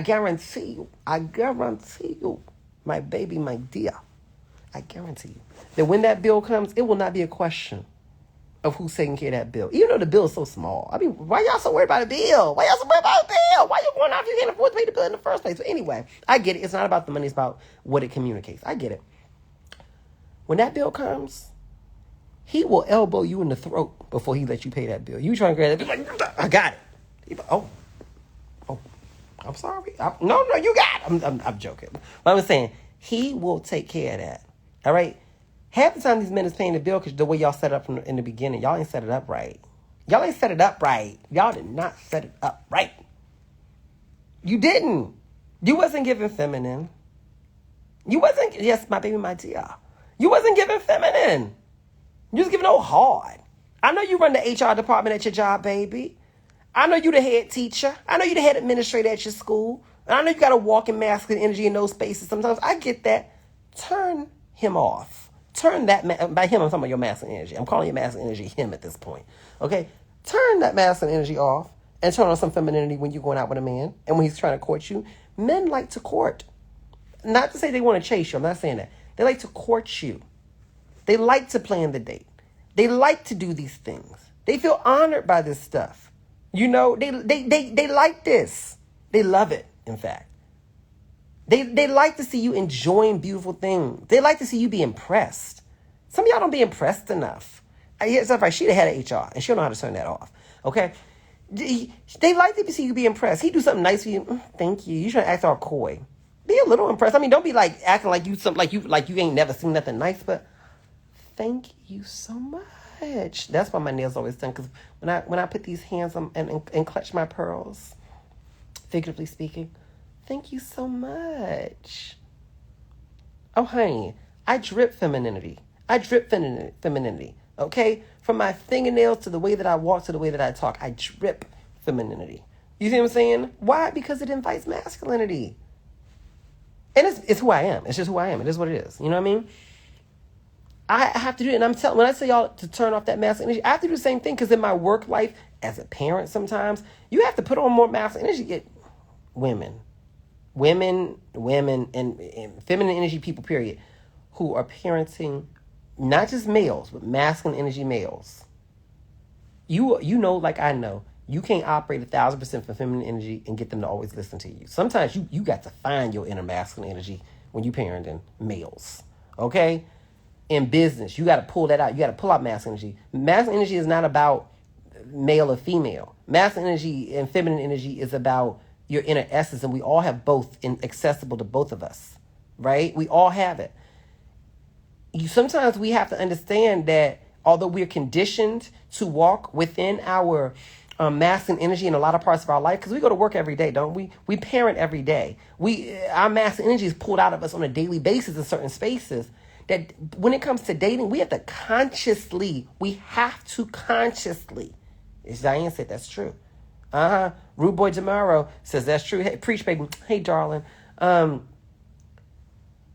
We have to consciously say, this is not the space for that. That's why don't be rushing to get ready for no date. I would rather you be a little late or push the time back so you can take your time, because rushing is not feminine. You got to take your time, play your beautiful music, take your nice steam shower with the beautiful scents in it that soften your spirit. You know what I'm saying? Wear a beautiful scent that softens you up. Wear something cute and feminine and everything like that. You see what I'm saying? Stop wearing heels on your first date unless you know he's taller than you.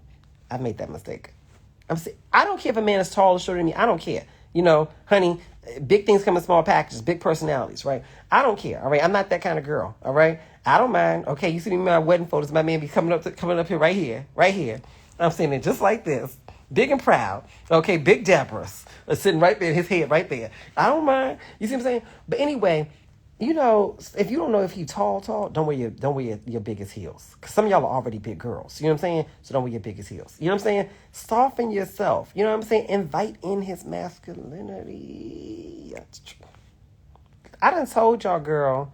She said heels are feminine. It's not that heels are not feminine, baby. Let me get to... you missed my point, baby. So let me give it to you different. It's not that heels are not feminine. It's that you may be taller than him when you're in your heels. He can't do nothing about genetics, baby. He can't do nothing about genetics. You know what I'm saying? Now, once y'all start dating and y'all cool, of course you can be taller than him. He know he's short.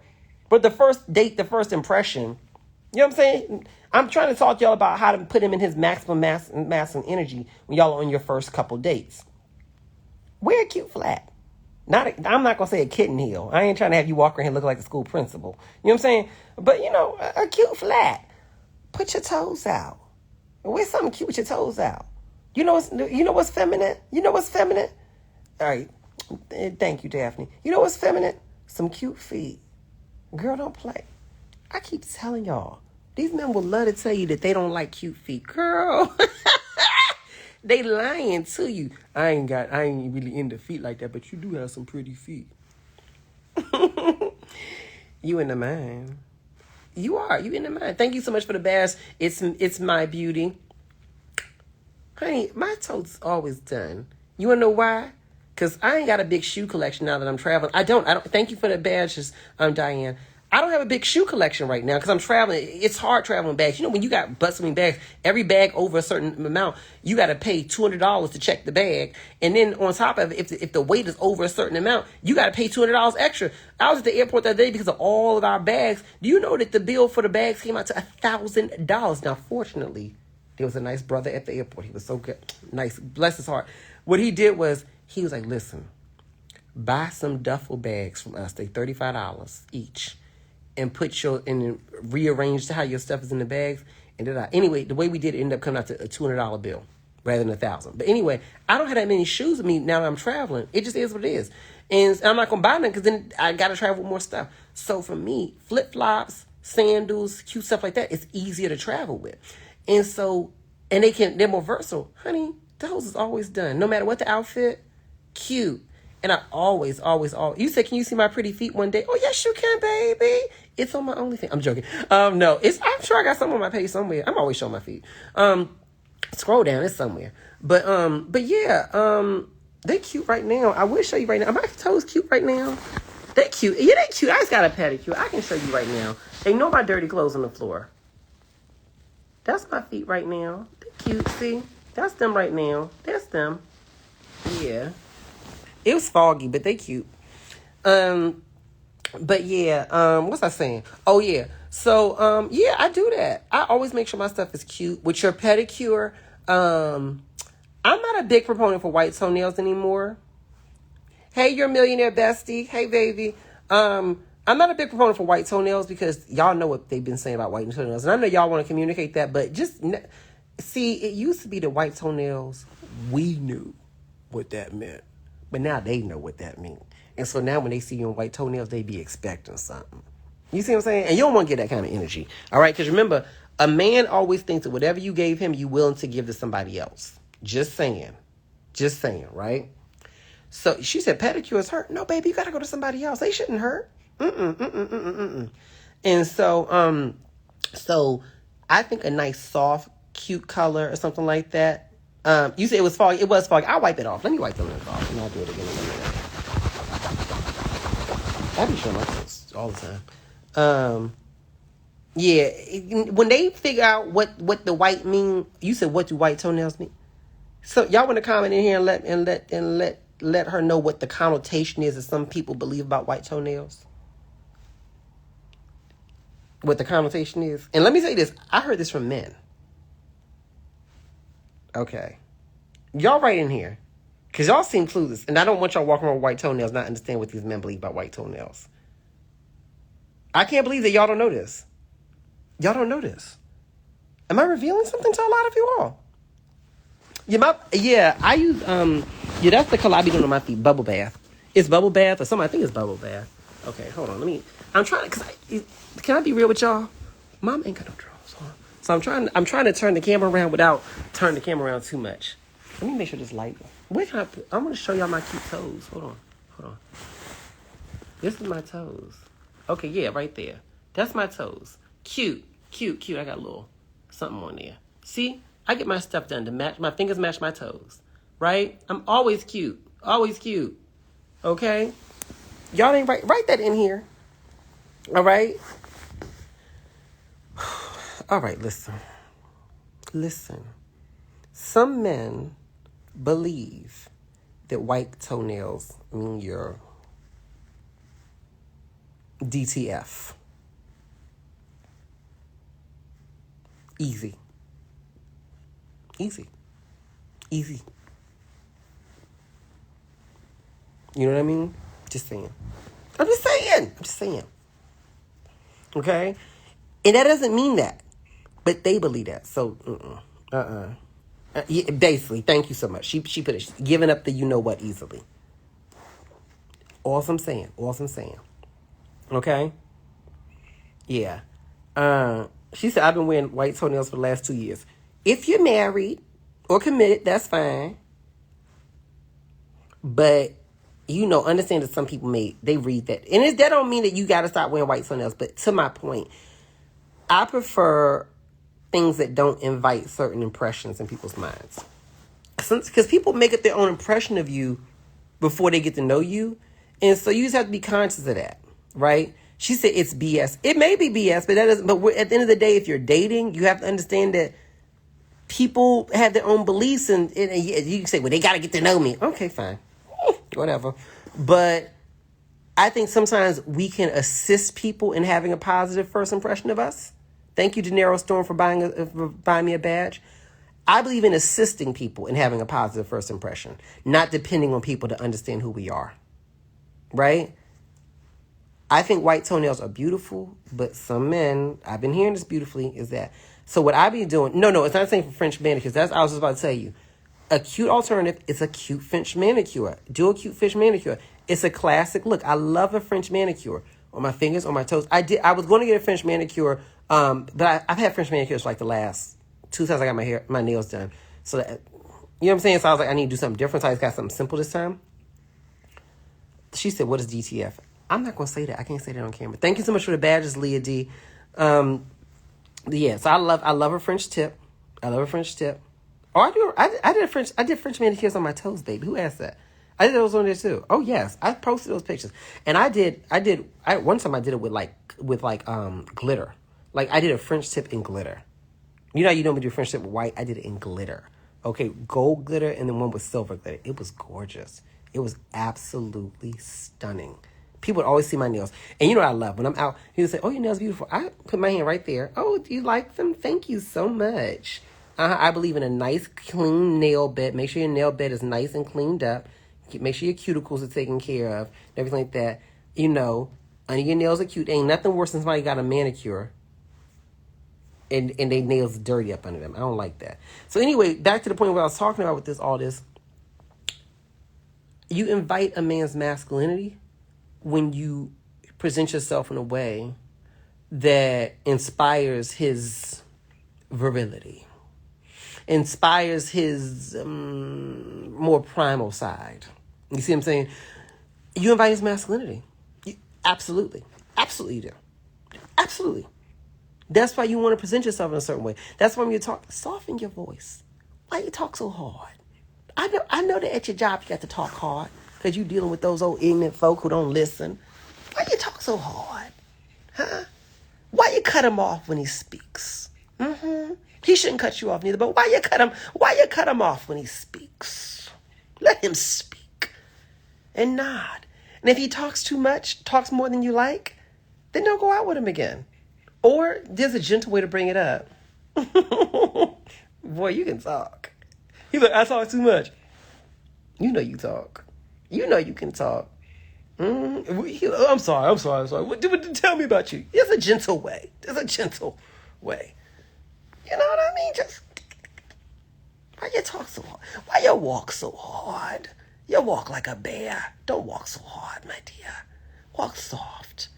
Practice. They got nice videos online. Go online. They got these nice gay boys on YouTube. They teach you how to walk in your heels. Walk in your flats. Y'all walk so hard. Walk soft. Get a nice feminine. Get accent. Right? She said don't laugh too loud either. Because some of y'all laugh like hyenas. All right?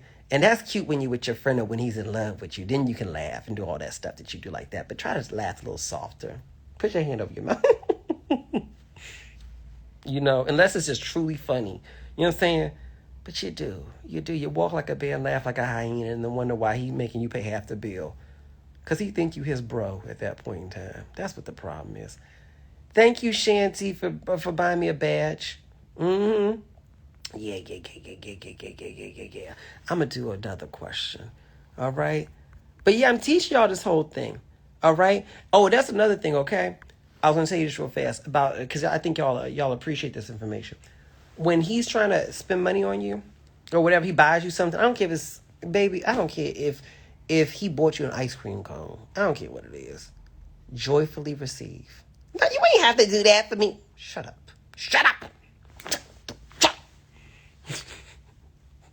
You said, MJ, why, MJ? Why you here? Like, I'm just telling them the truth. I'm telling them the truth. Y'all, you empty that. I don't need that. Do you need so? Yes. You want me to go? Yes. Even if you're not thirsty, just say yes. You know what I'm saying? He wants to do something for you. And learn how to joyfully receive. Thank you so much. Thank you so much. I appreciate this. No, I really needed this. I was so thirsty. Thank you so much. You know, it's another thing you can do. And again, I tell you all this because these aren't secrets. This is what they want. I'm doing these men a favor. I'm telling you what they want. So I'll give you an example. I was out on a date and something happened while I was out, right? And nothing bad.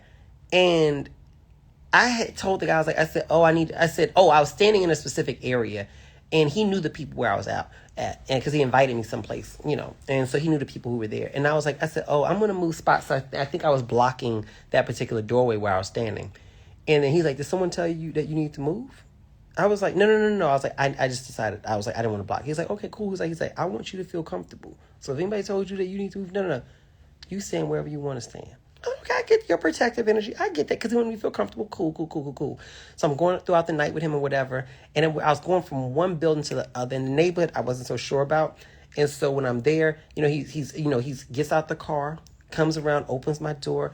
All right, we're going to go through right in here. And as we're walking, he opens the door for me and everything like that. As I'm walking through the door, he's got his hand at the small of my back while opening the door one hand, got the other hand at the small of my back, opening it for me. You know what I mean? Like, he was very clear about, I want to make sure you feel good or whatever, right? The whole time I'm standing there when I was out, you know, because we knew some people that were there. He's up here, you know, he come with me occasionally. You doing good? You good? All right, cool. I love that. All right? So I love it so much that it still stays in my mind. I still remember that date, right? So anyway, after the date, I sent him a message. Thank you so much for such a wonderful evening. And I called out something to him. I said, you made me feel very safe when I was with you. When they make you feel safe, baby, acknowledge it. They love that because that was his intention. That's their intention. They want to make you feel safe. Not just physically safe, emotionally safe, financially safe. They want to make you feel safe. Acknowledge it. All those little things that you take for granted as, oh, he's supposed to do that. He's supposed to open my door. He's supposed to. Acknowledge it. He's doing it for a reason. You make me feel so safe. I mean it when I say it. I mean it. Because I'm not telling that just any man. I'm telling to the ones who make me feel that way. Thank you. You made me feel so safe tonight. He does something for you. He whatever. Thank you so much. That was so thoughtful of you. I really appreciate you being so thoughtful. You are so thoughtful and so considerate, right? I say it. Why? Because it invites them to do more of it. Men do things for the same reason you do things. They do it because they want to do it, and they do it for the validation of it. They do it because they want to be appreciated. That's the payment, the appreciation. He did it for you, and so you appreciate him back. Y'all be too stoic, too stiff. Y'all be trying to be too coy, but he was supposed to do it. Okay, girl. And then when he stopped doing it, then y'all writing into me, why did he stop doing whatever? Because you never made him feel appreciated when he did it. You said the dimples pull him. I have dimples? I didn't know I had dimples. Me? Dimples? I knew I had dimples. They show really well when I've shaved too. But yeah, thank you, baby. Yes, exactly, Sarah Brown Realtor. She says, their very presence makes me feel safe. Here's the thing. I could never date a guy whose presence doesn't make me feel safe. Now, I'm not expecting no man to be fighting for me. We told to be fighting. We don't need to be going nowhere where you got to be fighting. I don't need to travel in space where we got to be fighting. You see what I'm saying? But I need you to make me feel safe. Just like you got me. And safe don't mean you going to pop off fighting. But safe from the point of view of, if you see, because I'm very introverted. Y'all don't like to believe this. You know, on camera, I love it. This is where I get to put on my performer energy and give you all of this. You know what I mean? This, you know what you get from me? It's not even my performer energy, although it's a piece of it. I'm a performer at the end of the day. You get the energy, my best friend energy. right? You know how it doesn't matter how introverted you are. When you're talking to your best friend, you got the biggest part of your personality. That's what y'all get from me, right?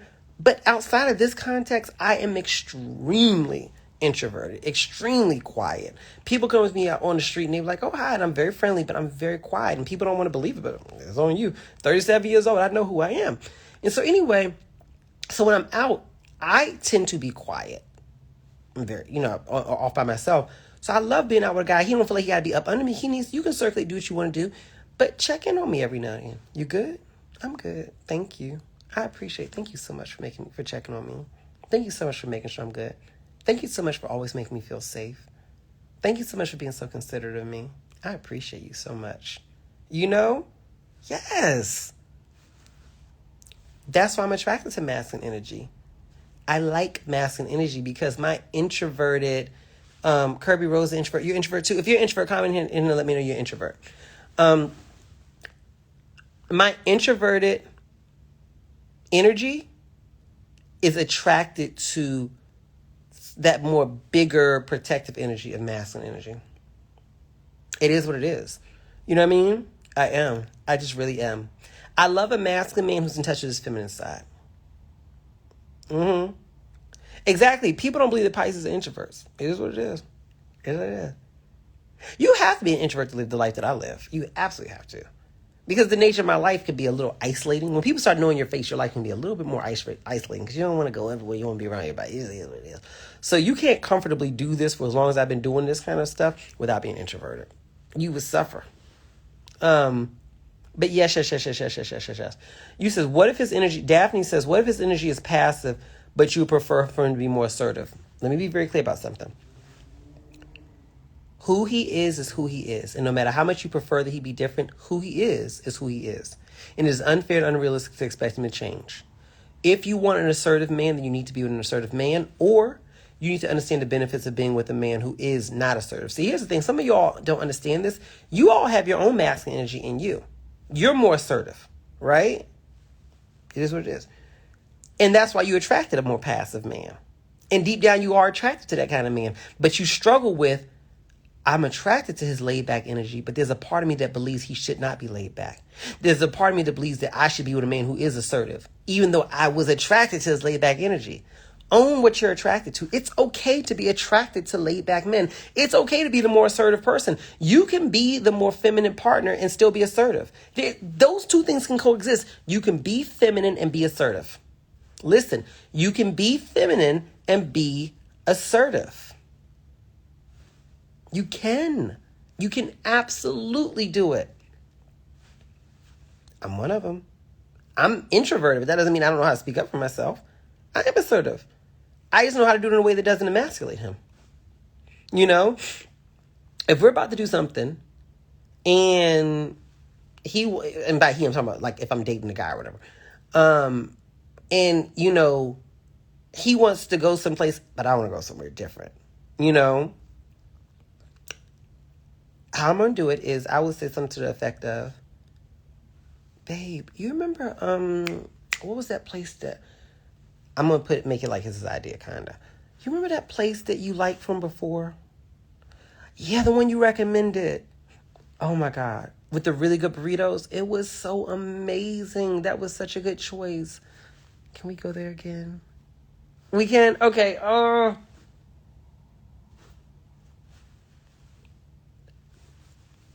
Or, babe, I know you were mentioning we should go to there, but, that other place, the other place over here, that place actually, I think it's a little closer to the place we're going to afterwards.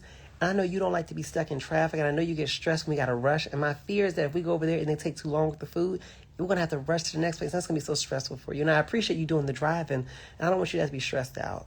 So you think do you think we should maybe go to the place that's a little closer? Okay, cool. Thank you, baby.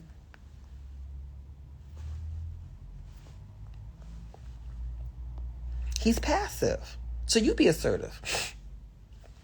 I'm just teaching. And telling. Just teaching and telling. All right?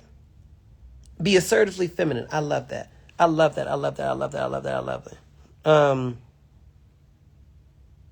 She said that's the 90s energy. All 90s women had amazing feminine energy. Let me read here. She said her auntie makes them feel like it's their idea. Here's my thing. It's not about being deceptive to make them think it's like their idea and it's really not. It's about aligning them with why this idea is something that benefits them. Yeah. It's about helping them to see that this idea can benefit them. Not just, we should do it this way. Let him be passive if he's passive. Some of y'all need a passive man because y'all are very assertive. And if you had a man who's as assertive as you want, y'all be arguing a lot. You would be.